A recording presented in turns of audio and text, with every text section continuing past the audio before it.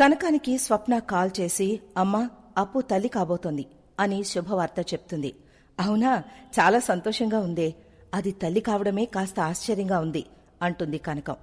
వెంటనే ఎమోషనల్ అవుతూ, నీ గురించి అప్పు గురించి ఎప్పుడూ దిగుల్లేదే, నా బాధంతా కావ్య గురించే. అన్నీ బావుండి ఉంటే మీ అందరికన్నా ముందు తల్లి కావాల్సింది కావ్యే అంటూ బాధగా మనసులో మాట చెప్పుకుంటుంది కనకం.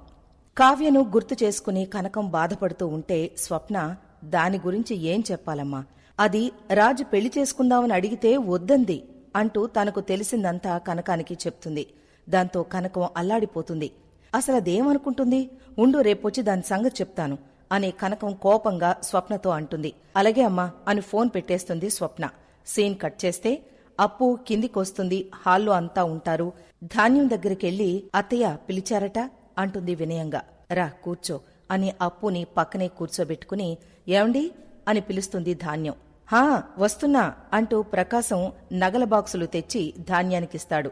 వెంటనే వాటిని అప్పుకిస్తూ, ధాన్యం, ఇవి నా 7 వారాల నగలు తీసుకో, ఇక నుంచి ఇవి నీవే అంటుంది అప్పుతో. అప్పు షాక్ అవుతుంది.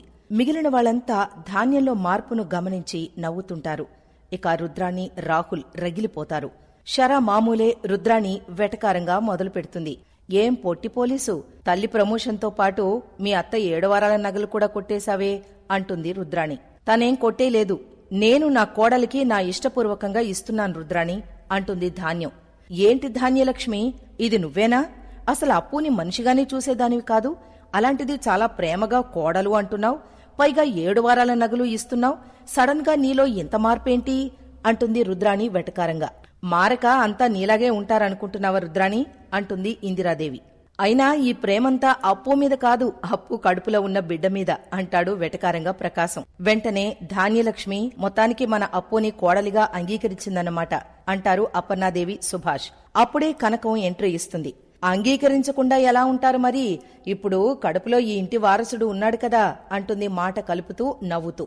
వెంటనే అప్పు లేచి అమ్మా అనగానే కనకం పరుగున వచ్చి అప్పుని హత్తుకుని ముద్దాడుతుంది. అప్పు, నిన్ను చూస్తుంటే చాలా సంతోషంగా ఉందే అంటూనే కావ్య వైపు చూస్తూ, నా బాధంతా దీని గురించే అంటుంది కనకం. ఇక కావ్య సంబరంగా నవ్వుతూ, నాకేమ్మా, నేను బాగానే ఉన్నాను కదా అంటుంది. అల్లుడుగారు నీ ప్రేమ కోరి పెళ్లి చేసుకుందామంటే ఎందుకు నో చెప్పావు కావ్య అంటూ అందరి ముందే నిలదీస్తుంది కనకం. దాంతో కావ్య, అమ్మా అందరి ముందు ఏంటి, తర్వాత చెప్తాను అంటుంది చిన్నగా. అయితే అప్పుడే ఎంట్రీ ఇచ్చిన రాజ్, అదే ఆంటీ, అలా అడగండి, సరిగ్గా అడిగారు మీరు అంటూ మాట కలుపుతాడు. ఇక కనకం ఆగదు, రెచ్చిపోతుంది. తర్వాత చెప్తా అంటోంది కదా కనకం, ఆగు అని ఇందిరాదేవి అపర్ణాదేవి ఇద్దరూ కనకాన్ని ఆపడానికి ప్రయత్నిస్తారు. కాని కనకం ఆగదు, కావ్యను నిలదీస్తుంది. కనకం ఆగకపోయేసరికి రాజ్ సమాధానం కోసం ఎదురుచూసేసరికి, అమ్మా ఇది నా జీవితం, నా ఇష్టం, అప్పోని చూడ్డానికొచ్చావు, చూసెళ్లిపో, ఇలా నన్ను ఇబ్బంది పెట్టే ప్రశ్నలు వెయ్యొద్దు, ఇలాంటి ప్రశ్నలు వేసే ఆలోచన ఉంటే ఇక రావద్దు కూడా అనేసి కావ్య లోపలికి వెళ్లిపోతుంది ఆవేదనగా. రాజ్ కనకం ముఖాలు తెల్లబోతాయి. ఇక కనకం ఆవేదనగా, విన్నారా వదినగారు, విన్నారా, నా కూతురు నన్ను ఏమందో విన్నారా అంటే, కనకం మాతోరా, నీతో మాట్లాడాలి అని ఇంటి బయటికి తీసుకెళ్లి ఇంటి బయటకు తీసుకువెళతారు ఇందిరాదేవి అపర్ణాదేవి. అయితే రుద్రాణి గమనిస్తుంది కాని నిజం తెలుసుకునేందుకు వాళ్ల వెనుకే వెళ్లదు. బహుశా డైరెక్టర్ రావద్దని ఉండొచ్చు, లేకపోతే ఏదో కిటికీ సిద్ధంగా ఉండేది వాళ్ల మాటలు వినిపించేలా. ఇక ఇందిరాదేవి అపర్ణాదేవి కావ్య కడుపుతో ఉందని, ఆమె ఇప్పుడు రాజుకి దగ్గర కాలేదు, అలాగే రాజుకి నిజం చెప్పలేదు అంటూ తమకు తెలిసిందంతా చెప్తారు. దాంతో కనకం అల్లాడిపోతుంది.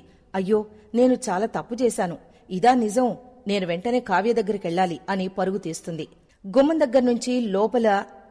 దగ్గర్నుంచి లోపలికి ఏడుస్తూ కనకం వెళ్లడం, కావ్య మంచం మీద కూర్చుని ఏడవడం, క్షమించు కావ్య, నాదే తప్పు, అర్థం చేసుకోలేకపోయాను అని అల్లాడిపోవడం, అంతా ఎమోషనల్ గా సాగింది.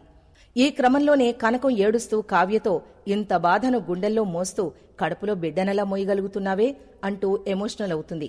వెంటనే కావ్య కూడా ఏడుస్తూ తల్లిని హత్తుకుంటుంది.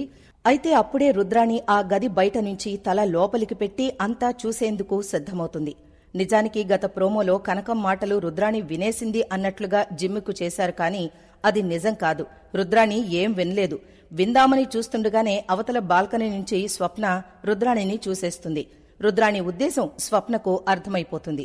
ఇక రుద్రాణి చేసే పని అర్థం కావడంతో స్వప్న కావాలనే రుద్రాణి వైపు కాకుండా పక్కవైపుకు తిరిగి, హే ఛీ, నీకు సిగ్గులేదా, ఎన్ని తిట్టినా బుద్ధిరాదా అంటూ కావాలనే స్వప్న రుద్రాణికి వినిపించేలా తిడుతుంది. దాంతో రుద్రాణి కావ్య కనకం మాటలు వినడం మానేసి స్వప్న దగ్గరికెళ్లి, ఓసై అక్కడెవరున్నారనే తిడుతున్నావు అంటుంది స్వప్న చూసే దిక్కు చూస్తూ. ఉంటే ఊరుకుంటారా అత్తా అంటుంది స్వప్న నవ్వుతూ. అర్థమైంది, నువ్వు నన్నే తిడుతున్నావు కదా అంటుంది రుద్రాణి. అయ్యో, మిమ్మల్ని నేను తిడతానా? ఇందాక ఒక ఆవిడ పక్కోళ్ల మాటలు వినడానికి తొంగి చూస్తే ఆవిడ్ని తిడుతున్నా, మీరుగాని అలా వినడం లేదు కదా అంటుంది స్వప్న. అబ్బే, నాకా చెత్త అలవాటు ఎందుకుంటుంది? లేదు, ఊరికే అలా తిరుగుతున్నా అంతే అంటూ రుద్రాణి అక్కడి నుంచి జారుకుంటుంది. నీ గురించి నాకు తెలీదా దొంగత్త అని మనసులో అనుకుంటుంది స్వప్న. మరోవైపు రాజ్ హాల్లో అటు ఇటు టెన్షన్ గా తిరుగుతూ ఉంటాడు. మధ్య మధ్య వంగి మేడ మీద కళావతి రూమ్ వైపు చూస్తూ ఉంటాడు. ఇంతలో కనకం రావడం చూసి, ఆంటీ, కళావతి గారు కారణం చెప్పారా, మీరు తెలుసుకున్నారా అంటూ ఆరా తీస్తాడు. కనకం ఎమోషనల్ గా, చెప్పింది అల్లుడు గారు, అంతా చెప్పింది అంటుంది. చెప్పిందా? ఏం చెప్పిందండి? ప్రాబ్లం ఏంటట అంటాడు రాజ్ ఆత్రంగా. ఆ విషయం మాత్రం చెప్పలేదు అల్లుడు గారు అంటుంది కనకం. చెప్పలేదా? ఇప్పుడేగా మీరు అంతా చెప్పిందన్నారు, ఎందుకు చెప్పలేదు అంటాడు రాజ్ అయోమయంగా. వెంటనే కనకం రాజ్ చేతుల్ని తన చేతుల్లోకి తీసుకుని, ఎందుకంటే ఇక అంతా మీ చేతుల్లోనే ఉంది కాబట్టి అనేసి ఏడుస్తూ వెళ్ళిపోతుంది కనకం. ఇక రాజ్ తెల్లముఖం వేసి చేతుల్ని అటు ఇటు తిప్పుకుంటూ, నా చేతుల్లో ఉందా? ఏముంది నా చేతుల్లో? ఏం లేదు కదా అనుకుంటూ ఉంటాడు. ఇంతలో ఇందిరాదేవొచ్చి, ఏంట్రా మనవడా, నీ చేతుల్ని నువ్వే అంతలా చూసుకుంటున్నావు, ఏముంది నీ చేతుల్లో అంటుంది అనుమానంగా. అది అర్థం కావడం లేదు నానమ్మా, ఏదో ఐసీయూలో చెక్ చేసి డాక్టర్ చేతులు పట్టుకున్నట్లు కనకంగారు నా చేతులు పట్టుకుని కళావతి గారు పెళ్లెందుకొద్దన్నారు అని అడిగితే అంతా నా చేతుల్లోనే ఉందని చెప్పి వెళ్లిపోయారు, ఎందుకో అంటాడు రాజ్ అయోమయంగా. నీకింకా అర్థం కాలేదా మనవడా అంటుంది ఇందిరాదేవి నవ్వుతూ. అర్థం కావడానికి ఏం చెప్పిందావిడ అంటాడు రాజ్ అయోమయంగా. ఏం చెప్పడం ఏంట్రా, ఏం జరిగినా నా కూతురు కళావతి చెయ్యి వదలకు అని ఇండైరెక్ట్ గా చెప్పింది అంటుంది ఇందిరాదేవి. హా, నిజంగానే నానమ్మా? అయితే ఇంక అస్సలు వదలను నానమ్మా, తుమ్మబంకలా అతుక్కుపోతాను అంటాడు రాజ్. ఇందిరాదేవి నవ్వుతుంది. ఇక కమింగప్ లో కావ్య వాడే టాబ్లెట్స్ పేర్లు చూసిన రుద్రాణి రాహుల్తో కలిసి గూగుల్లో సెర్చ్ చేసి మరీ ఆ టాబ్లెట్స్ ప్రెగ్నెంట్ వాళ్లు వాడతారని తెలుసుకుంటుంది. అదే నిజాన్ని యామినికి చెప్పేస్తుంది. మొత్తానికి యామినికి నిజం తెలిసిపోయింది. మరిన్ని వివరాలు తరువాయి భాగంలో చూద్దాం.